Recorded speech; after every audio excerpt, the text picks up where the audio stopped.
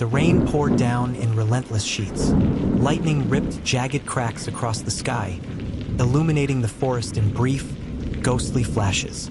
Thunder followed, rolling like the roar of a furious beast, shaking the earth to its core. Fires, bright and unnatural, sprang up where lightning had struck, their flames devouring the forest with alarming speed. A woman sprinted through the chaos, her breath ragged and labored. Her silver-blue gown, torn and soaked, clung to her battered body. Blood trickled from deep gashes on her arms and legs, where sharp branches had lashed against her as she ran. Her glowing, bare feet barely touched the ground, propelled by a spell that enhanced her speed. In one hand, she clutched her swollen belly, her other arm flailing to balance herself as she stumbled through the infernal storm. Pain rippled through her with every step, sharp, unbearable pain that warned her the child within her was coming far too soon. "Not now," she gasped, her voice trembling with desperation. "Please, just hold on a little longer." Her glowing hair, nearly white in color, whipped around her face, plastered to her skin by the rain. Fear filled her bright blue eyes as she glanced over her shoulder, scanning the shadows of the burning forest. She could hear them now, the low, guttural howls of wolves. They were close.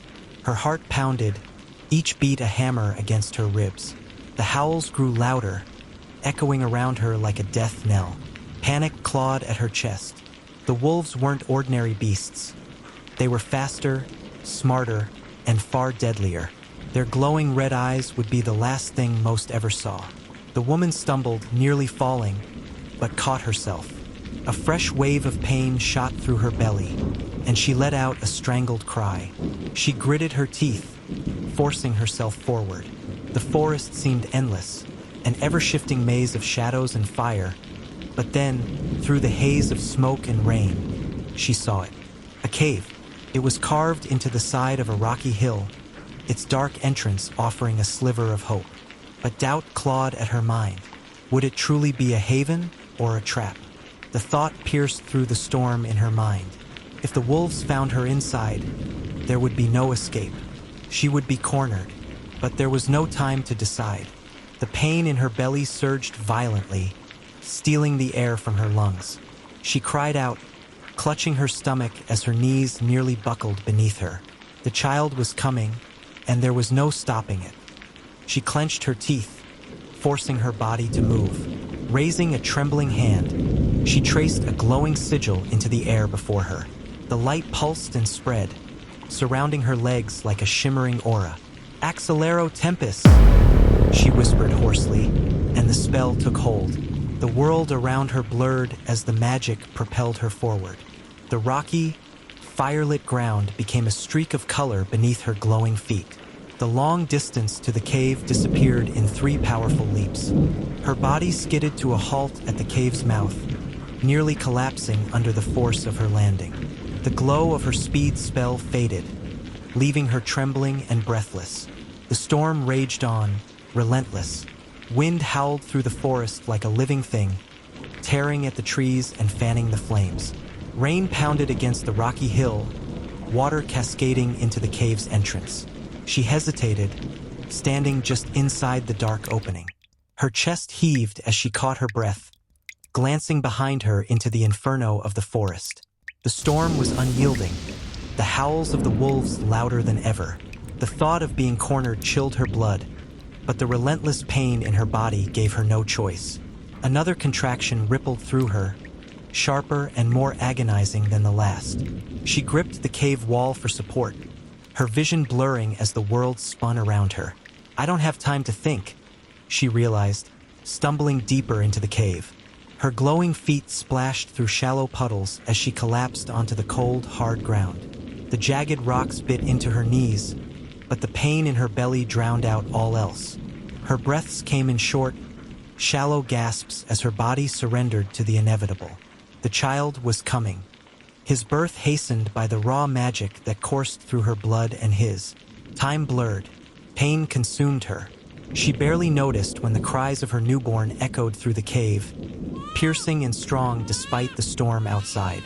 Trembling, she reached out and cradled the child, her voice barely more than a whisper. "Please, stop crying," she begged. "They'll hear us." To her astonishment, the baby obeyed, his wails fading into silence as if he understood her words. Then, to her utter disbelief, he giggled, a light, melodic sound that cut through the tension like sunlight breaking through a storm. The sound reverberated through the cave, carrying an unnatural power. Outside, the storm faltered. The howling wind slowed to a whisper, and the rain began to taper off, each drop seeming to freeze midair before vanishing. The roaring flames that had consumed the forest flickered and dimmed, their brightness snuffed out as if commanded to retreat. The forest itself seemed to hold its breath. The woman stared at her child in awe. How could a sound so innocent, so pure, wield such power? The baby giggled again, louder this time, and she felt the earth beneath her shift in response. The ground stopped trembling, the chaos subsiding into an eerie stillness. But the reprieve was brief. A shadow darkened the cave's entrance, and her heart sank. A massive wolf stood there, its silver fur gleaming wet in the fading rain. Its red eyes burned like embers as it stared at her and the child. The wolf let out a long, chilling howl, its voice resonating through the cave and out into the quieted forest. The echoes were answered by others. They were coming, weak, wounded, and nearly blind with exhaustion. The woman struggled to rise. Her body refused to obey, and she collapsed back to the ground, clutching the baby to her chest. The wolf advanced slowly, its movements deliberate and predatory. She could barely see through the haze of her tears and pain, but she gathered what strength she had left. Raising a trembling hand, she pointed at the wolf, her fingers glowing with orange light. "Stay away," she gasped. The wolf lunged. A thick orange beam shot from her fingertip, striking the wolf mid-leap. The creature dropped to the ground, its massive body collapsing in a lifeless heap. For a moment there was silence. The baby giggled again, a soft, joyful sound that seemed almost impossible amidst the terror. The woman's heart ached at the sound. How could he laugh at a time like this? Was it a sign of his innocence or something more? But she had no time to wonder. Her vision dimmed as darkness crept in at the edges. She fought to stay awake, to protect her child, but her body gave out. The last thing she saw before losing consciousness were the glowing red eyes of more wolves as they entered the cave. 6 wolves circled the child, their growls low and menacing. The baby giggled again, and as the sound echoed through the cave, a profound silence fell. Outside, the storm ceased in a wider range around the forest as if commanded. The rain hung motionless mid-drop, lightning froze in the sky, and the flames consuming the trees flickered out. The entire forest held its breath, as though the giggling of the child had the power to freeze time itself. The wolves stared at the baby, their red eyes softening to a warm brown. As if in a trance, they turned away from the child and moved toward the cave's entrance. There, they sat, vigilant and calm, guarding the cave as if nothing in the world mattered more. Some time passed before the wolves began to roar once more, and a tall, gaunt man appeared at the cave entrance. He wore a black bear fur cloak over his shoulders, gripping a massive tree branch. His glowing red eyes scanned the scene with disbelief, and his deep voice boomed, filled with incredulity and anger. "How?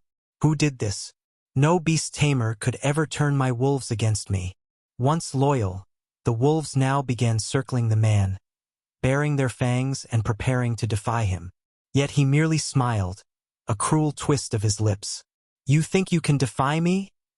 he mocked, raising the tree branch high. He swung it in the air, and with a thunderous roar, a giant golden lion materialized, shaking the ground beneath its massive paws. The earth trembled as the lion's roar rattled the very foundation of the cave. The wolves whined and backed away, their defiance crumbling as they lowered their heads in submission. The giant lion, its fur shimmering like molten gold, advanced with slow, measured steps. Its size nearly filled the cave entrance as it moved forward, sending small rocks tumbling from the walls. Towering over the baby, it halted, its gaze locked on the child. Unafraid, The baby giggled and reached out, its tiny fingers entwining in the lion's thick, golden mane that cascaded like a regal mantle. The tall man approached, standing next to the lion. He looked down at the unconscious woman lying on the ground and sneered. "Princess Laura, how far you've fallen. I never thought the most powerful which I've ever known would die like this. Alone in a cave, failing to protect her own child." With a flick of his hand, he ordered the lion to attack her. The lion let out a deafening roar that reverberated through the cave, causing the walls to shudder. Then, attacked but not Laura, it turned on the man beside it. Before he could comprehend what was happening, the lion tore into him, its massive jaws closing around him with terrifying speed. His last thought was one of disbelief. How could this happen? His greatest beast, the mighty lion, had turned on him in an instant, without warning, without hesitation. As the lion's eyes slowly turned from red to brown, it calmly returned its gaze to the child. There was no threat in its eyes, only a regal, serene acknowledgement. It padded slowly toward the cave entrance, where it settled, licking its golden fur with deliberate grace. As Laura slipped into unconsciousness, memories flooded her mind, taking her back to how it all began. Flashback. Long before that fateful night, the warrior race ruled half of the world. The king of the warriors was under the influence of General Olaf, a ruthless warlord and leader of the warrior armies. The king believed that his race was the strongest and the only one capable of restoring order and justice to the world. He waged war on countless races, conquering them in his quest for domination. But his son, Johann, stood against him. He begged his father to stop, urging him that more war would only bring chaos and suffering, not peace. The king, enraged by his son's defiance, imprisoned him in the Void Dungeon. Meanwhile, the king of the sorcerers secretly allied with the Blood Elves, Fire Demons, and Druids.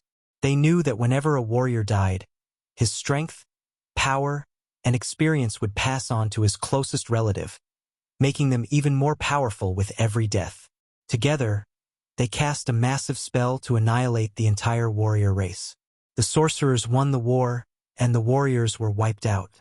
But they did not know that Johann, the prince of the warriors, was the last survivor. In the Void Dungeon, he inherited the strength of his entire race, overwhelmed by the power of his ancestors.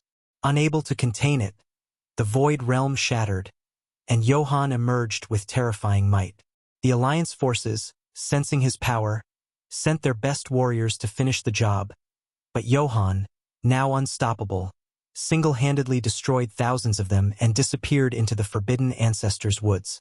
No one who entered those woods could easily survive, so the Alliance forces sent Laura, the princess of the sorcerers and the most powerful witch, to find him. But instead of capturing Johann, Laura fell in love with him. They left everything behind and married in secret, living in peace within the woods.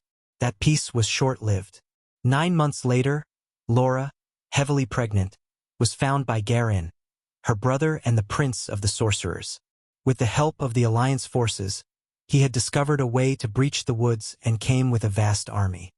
Knowing Johann's strength, Garin came prepared, with 10 elite heroes and hundreds of soldiers. Laura could not stand against her family, and Johann could not kill her brother. Garin offered a choice. If Johann surrendered, they would allow Laura to return with him as the sorcerer princes, and accept their child into the royal family. Hoping for a better future for his son and wife, Johann surrendered. But as soon as he did, Garin revealed the great spell of the Alliance and killed him. Laura, unable to believe her eyes, screamed in horror. In that moment, the pain of childbirth became unbearable. Garin, with a sinister smile, ordered, "Kill the traitor and her unborn child." But Laura, known for her unmatched speed, activated her spell and fled into the woods, her protective shield spell shattered by a barrage of attacks. Wounded, she ran, concentrating on shielding her child. Then came Arwen, the great beast tamer and leader of the assassins, summoning his silver wolves, the only creatures capable of matching Laura's speed. And so, the legend of Kira began.